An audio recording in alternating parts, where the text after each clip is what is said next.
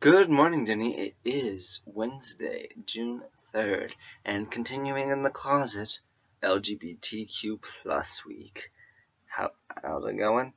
I don't know because these are all pre-recorded because I'm working hard this week and, didn't want to make daily vlogs, to be honest. So hopefully you're on board. On to the main point of the video. One of my favorite shows of all time is Avatar: The Last Airbender and its sequel, Avatar: Legend of Korra. They are fantastic animes, if you want to call them that, but cartoons they definitely are. And if you haven't seen all 7 books, I highly suggest it. You can probably find them on the internet anywhere, but it's such a great show. But the ending was weird. Why am I bringing this up? Because the ending has the two female leads, walking off into a spirit portal, which transports them to another dimension.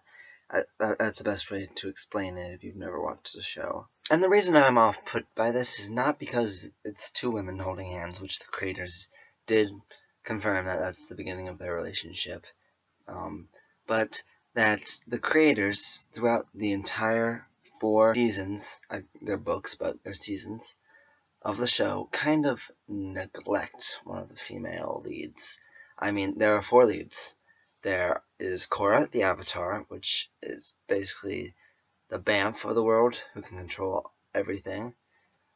There's Mako, which is a fiery firebender, who turns into a police officer after having a life of crime. Bolen, his brother, who is an earthbender, who's the comedic edge. And then there's Asami, which is the female industrial one, who is a non-bender and is my favorite character in the show. And she's strong, she's independent, and she can kick buttocks. Anyway, in season 1, all these characters are very important to the plot because they're trying to take down a new revolutionary government who's trying to cleanse all the superpowered people, benders in the universe. But as time goes on, Asami, the female inventor, kind of is weaned out of the story. She doesn't have many speaking lines in the next 3 books, and she just seems to go on the wayside as a supporting character, even though she's part of the main cast. And then, when she's brought back into the very end of book 4, the creators want you to never notice she was gone. Because Korra and Asami always have had this chemistry. They have been growing and growing, and this relationship is built on their friendship. But it kind of isn't.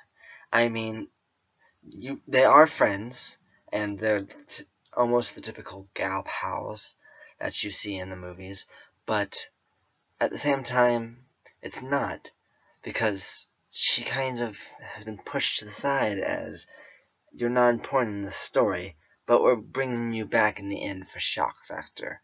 Because when it first came out, it was very shocking that Nick allowed 2 women to walk off into the sunset hand in hand. But I think shocking for just shocking value just isn't the smartest idea. I understand if they've grown from friendship into a relationship, but it kind of seems like a sudden, abrupt change of gears from friendship into, boom, relationship. So it kind of seems forced from my perspective. And I hate to hate on Avatar because it's a fantastic show with fantastic writing and fantastic creators, but when you push the envelope just for the sake of pushing the envelope, you kind of defeat the purpose that the LGBT community is trying to do, which is make its way into popular media. If you're just doing it to be like, ooh, I want some backlash, and then boom, backlash, I think that's the wrong reason to do it.